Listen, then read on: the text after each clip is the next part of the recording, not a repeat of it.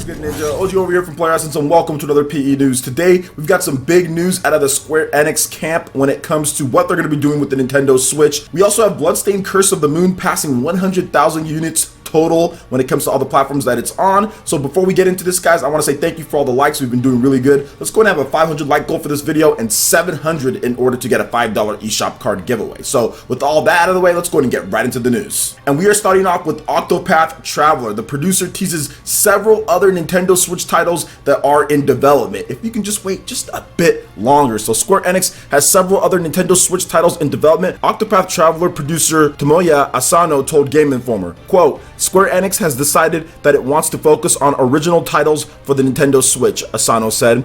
If Octopath Traveler does well, and this is something that appeals to fans, we want to focus on Switch. Please pick up the Switch if you want to play games like Octopath Traveler. Now, when asked if Switch titles are already in development or if Octopath Traveler's success depends on the development of new Switch titles, Asano clarified, saying, quote, there are several other titles that we are currently working on for Switch. If you could just wait a bit longer, we'll work with Nintendo and announce them in the future. Octopath Traveler is due out for the Nintendo Switch worldwide on July 13th. Now, something else that came out of this interview is that Asano said that Square Enix has dedicated a whole division to making Switch games, and they do want to focus, like he said, on those original titles, but just also a whole division on Switch games. So that could also mean ports from other console games, like for example PS4 and Xbox One PC. So let's just focus on this here, guys, because you know I've talked about Square Enix multiple times. I've said, you know what, they're doing some great things, but this is what I think they could be doing better. But it kind of lays back into what I was talking about. A lot of developers didn't think the Switch was going to take off as fast as it was. So it's good to see games like Octopath Traveler are going to be continued to be made. So original titles along with Nintendo. That's one thing that he did state in there. Titles along with Nintendo, they'll be announced at a future date, and there are several titles in development. So of course we know about The World Ends With You, the final remix that is coming to Nintendo Switch as well. We still need to see if there's going to be a localization for the Secret of Mana collection. I think that's something that they need to get done. Also, the Secret of Mana remake that was on PS Vita and the PlayStation 4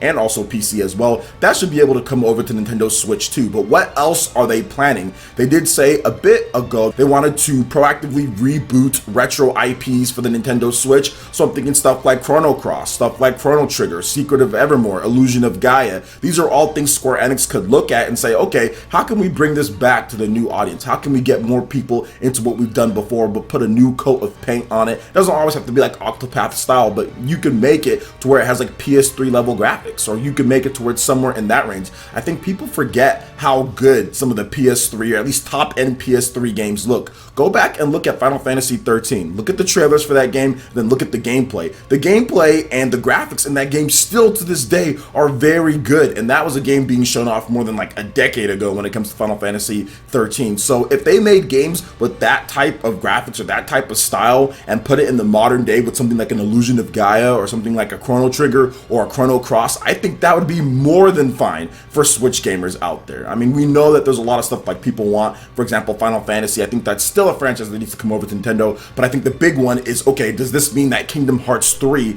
is going to get ported over? And I say possibly.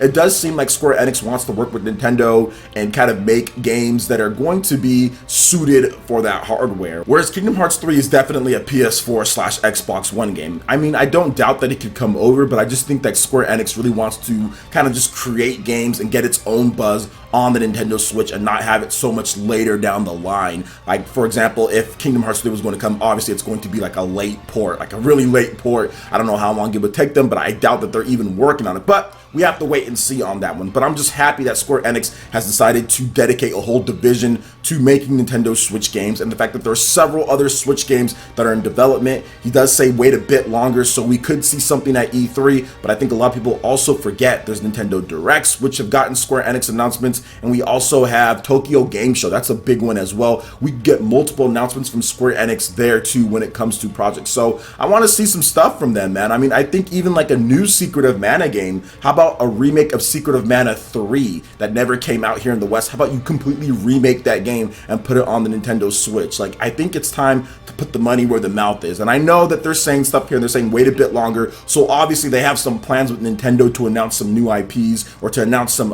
new games coming to the Nintendo Switch. I just want to see it. I just want to see what they're going to be doing, and hopefully it pushes the right buttons when it comes to Nintendo Switch, because gamers want to buy stuff on there. I mean, all of Square Enix games have sold relatively well on the Nintendo Switch, with the exception of a couple different games. I think like the Lost Sphere game didn't sell that well, but I Am Setsuna actually did pretty good for the style of game that it is on the Nintendo Switch. But I also expect them to see them take a couple risks here and there, and I wouldn't mind seeing them at least push what they can do, kind of get games up to like a Final Fantasy 13 style of graphics or somewhere in that range for some of their retro IPs, and just make a whole new game, I mean, with it. So there's a lot of stuff they can do, but we'll have to wait and see. Obviously, Octopath is coming out this July. It's going to be absolutely hype. I cannot wait for Octopath Traveler. I think that's going to be one of the best games of the year, hands down, very easy. It's going to be an absolute fantastic game, and it's going to be a joy to play the game, especially based off of what we saw in the demo, and they made the game even better than that. Can't wait, looking forward to that one. So what do you guys think about all this Square Enix news? Where do you sit in terms of what Square Enix has said? What do you think Square Enix is working on? And what franchise do you want to see come back the most? I mean, part of me says, you know what, obviously the Chrono franchise is really good, but there's so many other IPs and there's so much stuff that Square Enix can do. They literally have like a treasure trove of rich Square Enix IP that can be rebooted and brought back on the Nintendo Switch just to make a great gameplay experience. So let me know your thoughts on all this in the comment section below. Alright, and moving into the final topic for this video, we have Bloodstained Curse of the Moon.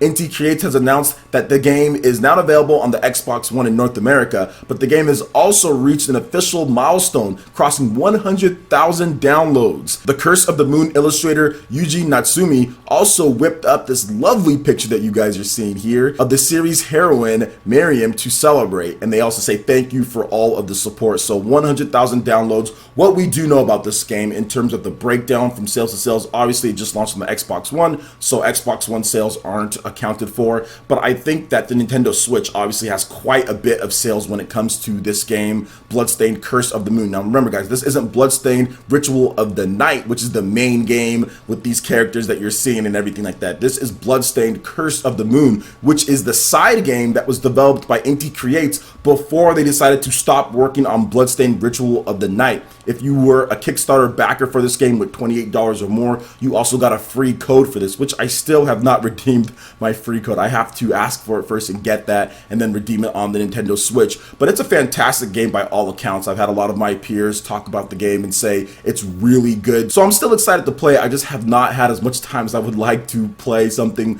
like this. But this is some great art, and 100,000 downloads. This game is actually #1 on the Nintendo Switch eShop at the moment, at least the last time that I checked. I know for sure that it's a top 3, top 5 type of game sales, so I would say a big portion of those are the classic Castlevania fans out there downloading that on the Nintendo Switch and playing the game. It just fits so well for what the Switch can do. Obviously, I've talked about this a number of times, but the portable aspect of it for a classic Castlevania style is just so good for the Switch. Quite possibly the best genre. Like, you have that action RPG Castlevania style. What better to play on the Nintendo Switch, where you can play it like an old school Castlevania on your TV, but then you can play it like the portable games that people loved back in the day. Guys, the Castlevania trilogy on the Nintendo 3DS, Castlevania trilogy on the Nintendo DS is some of the best games out there when it comes to the Metroidvania style, but even dating back before that, the Castlevania games on the GBA were no joke either. Those were really good, so the Switch just fits. So I would say a large portion of those downloads are definitely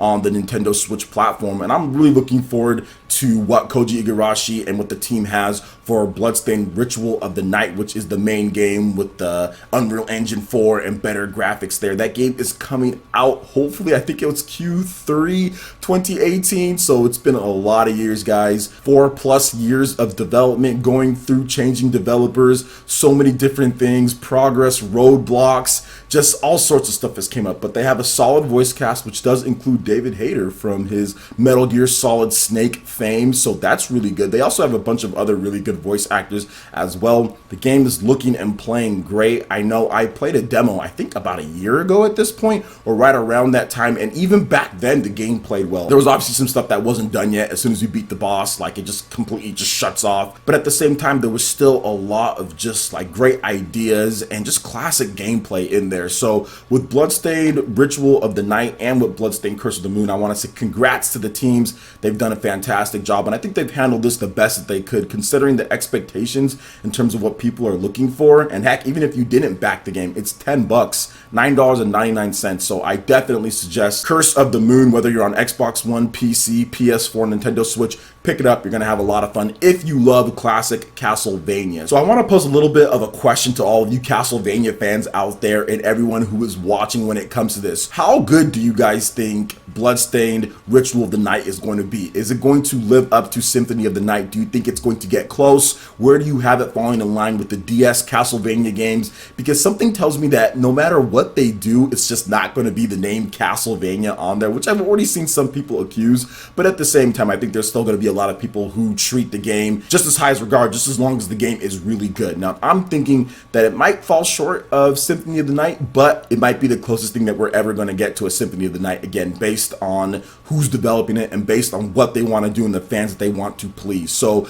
let me know your thoughts on this. I would love to hear what you guys have to say when it comes to Bloodstained Ritual of the Night. Let me know about that. Also, Bloodstained Curse of the Moon. Let me know about that. How have you guys been playing the game? Are you guys enjoying it? Are you going to pick it up later down the line? And also, of course, Octopath Traveler, Square Enix. What are you guys thinking about that, dedicating the whole division, in addition to having Octopath Traveler, that style of game, and several other Switch games that are going to be announced at a later date as well? When do you guys think we're going to see those? Tokyo Game Show, E3, Nintendo Direct? Let me know all of your thoughts in the comment section below. All right, Ninja, that wraps it up for this video here. Go ahead and check out the links in the description below. We got Facebook and Twitter. Go ahead and give us a like and a follow on our social media. Really helps us spread the content of Player Essence across the internet in addition to YouTube. Also, make sure you check out our Patreon, Twitch, and YouTube live gaming pages and consider supporting Player Essence. When you do so, it gets you access to all sorts of cool benefits, perks, rewards, and emotes via YouTube sponsorship. It also gets you access to PE Arena, where we play games as a community for up to 3 hours on the weekend. So it's a lot of fun. So check out the link in the description below for more information on that. Hit that like button if you did like this video. Let me know you guys want more content like this going forward in the future. And subscribe to Player Essence for the latest RPG, Japanese, and Nintendo gaming news. Thank you so much for watching, and we'll catch you, Ninja, for the next video. Peace.